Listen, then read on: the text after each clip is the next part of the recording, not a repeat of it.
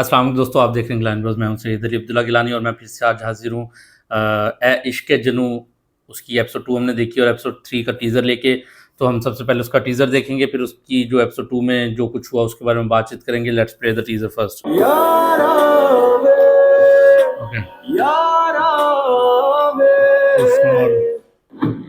Be ready, किसी दिन भी रात का ऑर्डर आ सकता है कि बच्चे ऑफिस चलो। फ्यूचर का सोच के अपना प्रेजेंट क्यों खराब करूं? ठीक है। भला एक उड़ते हुए परिंदे से कौन पूछता है कि बेटा तुम्हारे पर काट के तुम्हें केज में कैद किया जाएगा? चल चल चल चल चल। तुम्हारे बेटे में ऐसा कोई गुण नहीं जिसपे खुश होकर मैं अपनी हीरे जैसी बच्ची इसके साथ ब्याह करूं। मैं यही अच्छा। लड़ता हूँ। क्या कर रहे हो? तुम्हें शर्म नहीं आ रही तुम्हारे होने वाले शोहर? ओ बस बस। और हिम्मत कैसे हुई हमारे कि निकलो यहाँ से। आपकी माँ को मुझसे और मेरी माँ से माफी मांगनी ये तो पड़ेगी। छपड़ी था इतना, इसमें कहाँ से आ गया? ओह, धक्का दे दिया उसको पानी के अंदर। अब ये जॉब कंटिन्यू नहीं कर सकती। वीडियो भी बना रहे उसकी। माय गॉड, प्रैंक हो रहा था ये। अच्छा,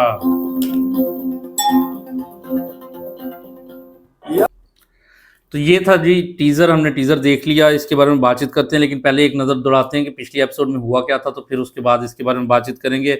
लास्ट एपिसोड हमने जब एपिसोड 2 देखी, उसके अंदर वो ड्रामा एंड होता है कि वो इंटरव्यू देने के लिए जाती है। वो मिसेस नवाज़ जो है उसको भेजती है, आफिया नवाज़, कि जाओ मेरे होटल में चले जाओ, वहाँ मेरे बेटे से मुलाकात कर लेना, वो आपको जॉब किसी पे रख लेगा।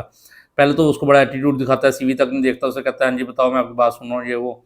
जब वो आगे से देखती है एमन के, यार ये तो काफ़ी डिसरिस्पेक्टफुल बिहेवियर है उसका, तो वहाँ से जो है ना वो उसको छोड़ के कहती है मैं यहाँ से जा रही हूँ, मैंने जॉब ही नहीं करनी। तो एक ठीक है, सेल्फ रिस्पेक्ट बंदे के अंदर होनी चाहिए, नौकरी में हमें ठुकराता है। खैर वो वहाँ से इंटरव्यू देती है, उसको रिजेक्ट कर देती है, लेकिन जब वो आगे से इतना रूडली बोलता है तो एमन कहती है यार मैंने ये जॉब ही नहीं करनी। वो उससे पेपर लेके वापस जाने लगती है, तो उसको राहीम को काफ़ी हैरत होती है कि ये क्या बात हुई, सिफारिश के ऊपर आया हुआ बंदा ऐसे कहाँ करता है। वो तो लोग तो जॉब के लिए मिन्नतें तरले करते हैं और काफ़ी जो है ना अपनी सेल्फ रिस्पेक्ट को जो है ना वो दाव पे लगा के लोग नौकरियाँ करते हैं। नौकरी करना इतना आसान नहीं होता, इसीलिए जो है ना वो ज़्यादातर लोग कारोबार की तरफ ही जाना चाहिए, वही बेहतर होता है। उसमें आपकी सेल्फ रिस्पेक्ट हिट नहीं होती, हर्ट नहीं होती। उसमें लोग जो है आपको इज़्ज़त से बुलाते हैं, इज़्ज़त से पेश आते हैं। आपके जो जब आप जॉब करते हो तो कम बेश आपके अगर ऑफिस में इर्द-गिर्द लोग कोई 20-30 लोग भी हैं, तो उसमें भी आपको काफ़ी अपना जो है ना अपने आप को मैनेज करके चलना पड़ता है। खैर ड्रामे की तरफ वापस आते हैं, तो वो उसको, लेकिन जब वो देखता है जो रहीम है कि ये तो काफ़ी ईगोइस्टिक लड़की है, उसको उसकी ये बात पसंद आती है और वो उसको जॉब पे हायर कर लेता है, उससे सीवी लेता है और उससे काफ़ी बातचीत करता है और उसको कहता है कि मुझे आपकी ये बात बड़ी पसंद है, आप इसको अपने कंटिन्यू रखिएगा। अच्छा, उसके बाद जो वो समर जो है इसका भाई है, वो वर्ल्ड टूर करके वापस आ जाता है। वो इसके साथ प्रैंक करता है, गाड़ी में जा रहा होता है। अब भाई लैंड क्रूज़र को किसी भी बाइक वाले में इतनी हिम्मत नहीं है कि एक लैंड क्रूज़र जाती हुई को जो है ना उसको गन दिखा के रोक ले। यहाँ पे छोटी-मोटी गाड़ियों को तो रोक लेते हैं, बाइकर्स को रोक लेते हैं।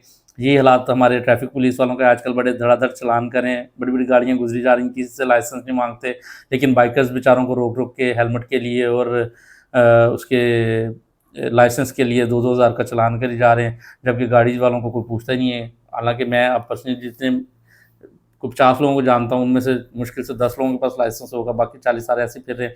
तो यही रेशियो है पाकिस्तान में लाइसेंस की, और इसी यही जो कानून वाले हैं वो भी माड़े बंदे को ही रोकते हैं और जो गैर कानून वाले लाकानूनियत वाले वो भी माड़े बंदे को ही रोकते हैं, तो लैंड क्रूज़र को कोई नहीं रोकता। खैर ये एक जो इसने रहीम ने काम किया ना, ये करने वाला नहीं है कि आप वहाँ पे आपको गन पॉइंट पे आके रोका है 4 लोगों ने, वो 3 लोग गन सीधी करके खड़े हुए और आपने एक से गन छीन लिया, भाई गोली मार देंगे, सुकून से रहो। सॉरी। लेकिन उसने बहरहाल ये अटेम्प्ट किया और एक से गन भी छीन ली, तो दूसरे भाइयों को हुआ कि यार, उसके भाई को हुआ और 7 दोस्तों को हुआ कि हो ये तो पकड़ा गया। उसने फटाफट अपने आप को रिवील किया कि मैं तुम्हारा भाई ही हूँ। खैर वहाँ से वो उसको लेके घर चले जाते हैं वापस, और फिर घर जाके खाने की मेज़ पे बैठे होते हैं। वहाँ पे अब्बा जी पूछते हैं हाँ जी बताओ कैसे थे, तो वो अपने घूमने फिरने के मामला बताने लग जाता है, जो कि उसके बाप को बिल्कुल पसंद नहीं आता। वो कहता है कि यार तुम सीरियस कब हो गए, साथ ही वो जो है खाऊं खाऊं करने लग जाता है ज़ोर-ज़ोर से, ऐसे जैसे पता नहीं क्या हो गया। तो बड़े सेंसिटिव लोग दिखाए हुए हैं। वो इतनी सी खांसी आई है तो सारे बाप भी और दूसरा भाई भी उठ के फटाफट इसकी तरफ भागते हैं कि क्या हो गया। वो कहता है हाँ हाँ हाँ प्रैंक, थक्कड़ प्रैंक। खैर वो प्रैंक करता है, उठ के ज़्यादातर नाराज़ हो जाते हैं। उसके बाद नेक्स्ट डे आ जाता है, वो दिखाते हैं कि माहीन जो अपने घर में बैठी होती है, वो कुछ परेशान होती है चीज़ों को लेके पहले वो स्कूल जॉब करती होती है, अब एक होटल में जॉब है, तो वो चीज़ों को लेके थोड़ा सा डिस्टर्ब हो रही होती है कि पता नहीं क्या है क्या नहीं। बहरहाल होटल में जब वो आने लगती है वैन में, वो देखती है उसके साथ वाला जो स्टाफ होता है वो भी उसकी तरफ बड़ी हकारत से देखते हैं, भाई तुम लोग कहाँ से आए हो, तुम भी उसी होटल में नौकरी करने लगे हो, तुम लोग कोई पैरासूट उतर के आए हो, कोई स्प्रे कर रही है, कोई रास्ता नहीं दे रही, कोई बिठा नहीं साथ, ये क्या तरीका है, मुझे इस बात की समझ नहीं है। मतलब डायरेक्टर साहब समझाओ ये क्या किया आपने। मतलब वो जो वहाँ पे होटल में जॉब कर रही हैं, चलो शायद कोई 19-20 का फ़र्क होगा स्टेटस में, इससे ज़्यादा का फ़र्क तो नहीं हो सकता, तो वो भी उसी होटल में जॉब करने जा रही हैं, मीन्स के वो भी उसी क्लास से रिलेट करती हैं, तो आपने वो कैसे उसको इतनी हकारत वाला जो वो सिस्टम दिखाया है, ये मुझे बिल्कुल भी समझ में नहीं आया। अच्छा, उसके बाद वो होटल में दिखा रहे थे उसको लगा होता रहीम अपनी एक मीटिंग अटेंड कर रहा था, ऊपर उसकी मंगेतर जो है वो बार बार कॉल पे करी जा रही होती है, 2-3 बार काटता है, फिर उसको स्क्रीन पे दिखाया था। अच्छा, मैंने ये कोई इतना इशू नहीं था, ये शायद मैं इसके बारे में बात ना करता, लेकिन एक चीज़ उन्होंने दिखाई कि वो उसको स्क्रीन पे जो प्रोजेक्टर चल रहा होता है वो अपने लैपटॉप से कनेक्ट करके उसको वहीं पे ही शो करवा देता है विद इन 2 क्लिक्स। ऐसा पॉसिबल नहीं होता, उसको प्रॉपर कनेक्ट करना पड़ता है। फिर उसके बाद वो एक तो वहाँ पे कनेक्ट कर देता है, उसके बाद वो लैपटॉप पे प्रोजेक्टर पे ठीक है सबको नज़र आ रही है मीटिंग वाले को, लेकिन जो मीटिंग में बैठे हुए हैं वो उसको कैसे नज़र आ रहे हैं। आई मीन उसका कोई तरीका तो होना चाहिए ना, हमें भी उसका तरीका बताएं कि वो माहीन तो चलो मोबाइल पे देख रही है, इधर से लैपटॉप से आपने कनेक्ट करके उधर लगा दिया, लैपटॉप का मुंह भी उस स्क्रीन की तरफ है, तो उसको वो सारा स्टाफ कैसे नजर आया, मुझे नहीं समझ आई। ये इन्होंने जो है ना ब्लंडर मारा है, इसको वो मुझे नहीं समझ आ रही वो कैसे है। अच्छा, जब वो खाने की मेज़ पे बैठे होते हैं तो उसके बाद वो माँ जो है वो बेटे को हाथ से नवाले बना बना के खिलाने लग जाती है, एकदम राहीम जो है फ्लैशबैक में चला जाता है, और फिर उसे याद आता है कि ये तो बचपन में भी मेरी माँ जो है मेरे साथ मतरेया सलूक करती थी, इसको खाने शाने खिलाती थी, अपने हाथों से मुझे नहीं खिलाती थी, और बड़ा अपसेट हो जाता है। और वो यानी कि उसको काफ़ी एहसास कमतरी का शिकार दिखाया उन्होंने। फिर उसके बाद वो खैर वो सीन चेंज हो जाते हैं, दोबारा वो होटल पहुंचते हैं, वहाँ पे होटल में वो जाते हैं, छोटी छोटी ऐसी चीज़ें हो रही होती हैं, मतलब कि कहानी जो अभी डेवलप हो रही है, थोड़ी थोड़ी आहिस्ता आहिस्ता कहानी आगे की तरफ को बढ़ रही है। उसमें वहाँ पे वो मॉपिंग वगैरह हो रही होती है, वहाँ पे वो कहता है कोई गिर ना जाए, क्योंकि ये टीज़र में उन्होंने बड़ा वाज़ेह दिखाया हुआ था पहले कि अगर वो गिर जाती है तो पता नहीं क्या वहाँ पे कोहराम मच गया, तो वो इस बारे में वो ये था कि वो वहाँ पे मॉपिंग हो रही होती है, फ्लोर मॉपिंग, तो वो उधर से गुजरती है तो पाँव स्लिप होकर गिर जाता है। उससे चंद लम्हे पहले ही अभी राइम ने कहा होता है ये हो रहा है, यहाँ पे वो कॉशन का जो है वो साइन बोर्ड कहाँ पे, अगर कोई गिर जाएगा तो क्या होगा, और साथ ही वो गिर जाती है। खैर वो उनको मीटिंग के लिए बुला लेता है, उधर से फिर उसकी मंगेतर दोबारा वहाँ पे आती है जो माहीन जो है, तो वो उसको वहाँ पे शटअप कर देता है, कहता है जाओ मेरे ऑफिस में बैठो मैं आता हूँ। तो इतनी सी बात पे जो मुँह बना के चली जाती है, फिर वो उसके घर चला जाता है उसको मनाने के लिए, फिर वहाँ पे ये उसके साथ वो ऐसे ही प्रैंक करता है जी कि मैं बड़ा अफसरदा हूँ, मैं डॉक्टर के पास गया था, उसने मुझे ये वो ऐसे बस फजूल कहानियाँ सुनाते हैं। खैर जो बात है असल वो ये है कि कहानी आगे बढ़ रही है।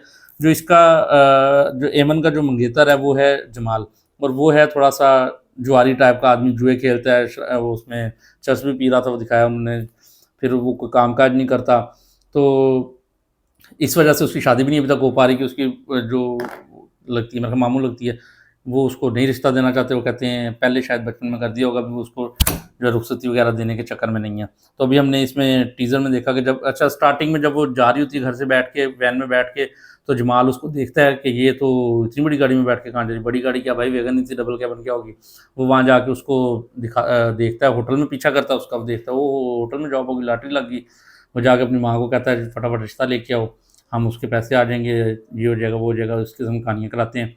और फिर साथ प्लान भी बनाता है कि मैं 4 दिन सूटेड बूटेड होकर जो है ना घर से निकल जाया करूँगा, तो आप कहना जी बैंक में नौकरी लग गई है। और इस तरह के वाक़यात बहुत होते हैं हमारे माशरे में कि लोग इसी तरह की फ़र्ज़ी नौकरियाँ और इस तरह का दिखा दिखो के जो है ना रिश्ते कर लेते हैं, बाद में जो है बड़े मामलात ख़राब हो जाते हैं उस लड़की के लिए भी, इवन लड़के के लिए भी, और काफ़ी फैमिलीज़ जो हैं डिस्टर्ब हो जाती हैं उसकी वजह से।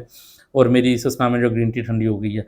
खैर उसके बाद जो है वो माँ को राज़ी करने की कोशिश करता है, माँ फ़िलहाल तो राज़ी नहीं हुई, लेकिन वो मना लेगा। अभी हमने टीज़र में देखा है एपिसोड 3 में वो अपनी माँ को मना लेगा और उनके घर लेके जाएगा रिश्ते के लिए, जिस पे उस जो एमन की माँ है वो उसको खरी-खरी सुना के निकाल देगी वहाँ से।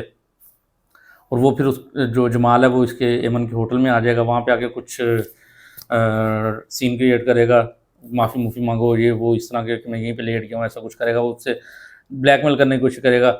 तो उसके बाद वो अपनी मिन्नतें करके उसके कहेगी यहाँ से चल जाओ, लेकिन वो नहीं वहाँ से जा रहा। अच्छा, उसके बाद हम देखते हैं कि जो समर है उसका कहीं टाकरा होता है। ये जो एपिसोड ख़त्म हुई इसमें भी हमने देखा समर की उसमें एमन पे नज़र पड़ी है और इस पे जो ना उसके दिमाग में शैतानी ख्याल आता है, वो उसने जो है ना अपना बंद कर दिया। अब ड्रामा ख़त्म हो गया। अब इस एपिसोड में क्या होगा कि वो उसके साथ प्रैंक करना चाह रहा है और इसके दोस्त जो हैं वो वीडियो वगैरह रिकॉर्ड कर रहे होंगे और वो समन को जो है ना सॉरी एमन को जो है ना वो धक्का देगा पूल के अंदर, समझ रहे हैं, और इस वजह से जो है ना मामला आगे थोड़े से ख़राब होंगे और वो पूल के अंदर फिर जाके जो है उसको तैरना तो आता नहीं, 99.99% पाकिस्तानी लड़कियों को कहाँ तैरना आता है, तो वो उसको तैरना तो आता नहीं होगा, तो वो फिर उसमें जो है ना राहीम उसको वहाँ पे पूल में जंप मार के उसको पानी से निकाल के लेकर आता है। उसके बाद वो बहुत ज़्यादा एम्बेरस फील करती है और कहती है मैंने यहाँ पे जॉब ही नहीं करनी इतना बदतमीज़ाना बिहेवियर देखने के बाद। तो ये कुछ होने वाला है आने वाली एपिसोड में और ये कुछ इसका फ्लैशबैक था जो हमने देखा एपिसोड 2 के बारे में। तो एपिसोड 3 लगती है इंशाल्लाह मंडे को, तो फिर एपिसोड 3 देखेंगे, उसके बारे में बातचीत करते हैं। तब तक आप लोग अपना ख्याल रखें और अपने इस चैनल का भी, और काइंडली चैनल को लाइक और सब्सक्राइब कर दें और अपना ढेर सारा ख्याल रखें। अल्लाह हाफ़िज़।